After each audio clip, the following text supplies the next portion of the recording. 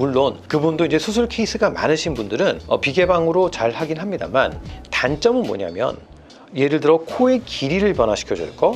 왜냐면 이 연골이 길면은 짧게, 짧으면 연장을 시켜줘야 되는데 이 틀 자체는 비개방으로는 완전히 바꿀 수가 없어요.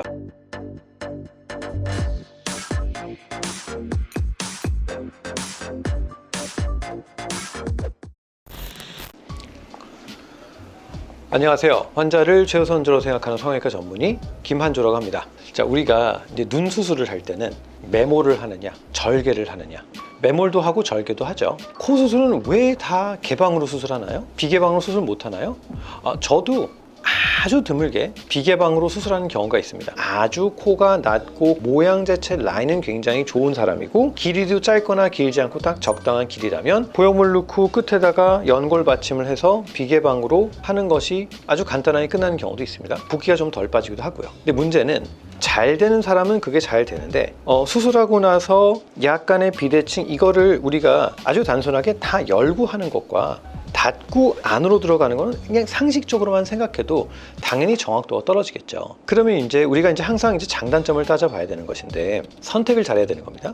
쌍꺼풀을 할 때 매몰을 하느냐 아니면 절개를 해야 되는 차이는, 매몰을 하는 경우 피부가 정말 얇고 지방도 적고 우리가 이쑤시개나 라인을 잡아서 또렷하게 잘 잡히는 사람은 비절개, 매몰법으로 해도 절개만큼 훌륭한 결과가 나와요. 근데 예를 들어 그러니까 매몰법으로 수술했을 때 단점, 풀리는 거. 풀리면 다시 묶어주면 되죠. 그러다가 안 되면 절개해서 좀 잡아주면 되는 거고. 근데 예를 들어서 비개방으로 흉터 없이 코 수술을 했다. 매몰처럼 그냥 다시 잡아만 주면 되느냐? 아니요. 이게 보형물이 들어가고 연골이 들어가면 힘을 받게 되는데 원래 있던 코의 날개 연골들이 오랜 시간 눌리게 되면 변형이 오게 됩니다. 그거를 교정하기 위해서는 어차피 다 개방하고 자리를 잡아줘야 되는 거죠. 그러니까 결국에는 이제 요 흉터를 가지고 얘기를 하는 건데, 이 흉터는 사실 여태까지 제가 뭐 몇천 명에 되는 사람을 수술을 했지만 단 한 사람도 이 흉터 때문에 너무 괴로워요, 신경 쓰여라 했던 사람이 없어요. 일상적으로 우리가 코를 볼 때는 예를 들어 우리 얼굴을 좀 이렇게 봐주세요. 자, 오케이. 마스크 안 들고. 자, 우리가 일반적으로 사람 대인 관계를 할 때 이렇게 만나지. 누구누구 씨 안녕하세요. 이렇게 보진 않죠. 아무도 밑에서 코 기둥을 보는 일은 없습니다. 그런데 내가 평상시에 거울을 들고 이렇게 보지, 이렇게 볼 일 없어요. 여러분도 궁금하시면 거울 들고 내 밑에서 콧구멍 보세요. 굉장히 낯설 겁니다. 내 콧구멍이 이렇게 생겼었나? 왜냐면 평상시에 안 보는 각도거든요. 그런데 여러분 수술하신 분 하루 종일 거울 붙잡고 있으면 이 각도 못 삐뚤어진 거 없나? 여기 왜 흉터가 있지? 콧구멍 짝짝이네? 그러니까 그것 때문에 신경 쓰는데 사실은 이제 그것도 수술하고 초반이에요. 시간이 좀 지나고 나면 별로 중요하지 않습니다. 그럼 우리가 항상 어떤 수술을 할 때는 득보다 실을 따져야 되는데, 개방을 함으로써 조금 더 정확하게 잘 잡아줄 수 있는 거. 근데 흉터가 남는다. 그러면 비개방을 했을 때 뭐 붓기 좀 덜하고 회복은 좀 빠를 수 있지만 시간 지나면 비대칭이 될 수 있는 가능성, 비대칭이 되면 어차피 다 열고 다시 교정을 해야 되는 가능성을 따져보면 결국은 개방을 하는 게 훨씬 더 정확한 수술이 된다는 거죠.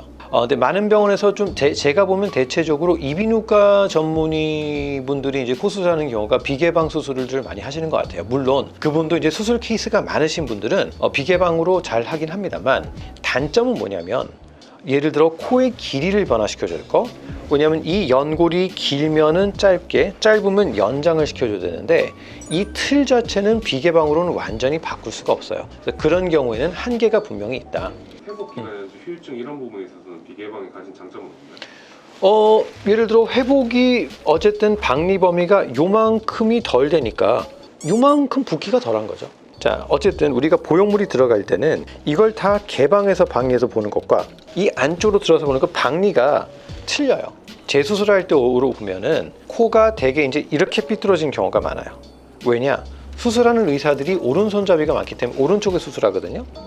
그럼 이렇게 들어갈 때는 이렇게 휘는 경우가 많아요. 이렇게 휘는 경우는 잘 없습니다.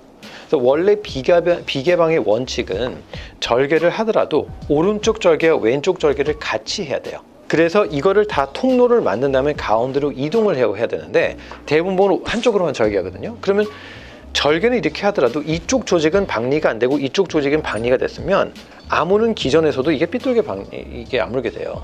이건 정산 조직이고 이건 흉살 조직이. 그런 문제들 때문에 비개방을 추천하지 않되 비개방을 꼭 해야 되는 양쪽 콧구멍을 다 여는 게 원칙적으로 맞다. 이런 이유들 때문에 우리가 코를 대체적으로 개방을 하고 수술한다는 설명을 드리면서 이번 영상 마치도록 하겠습니다. 감사합니다.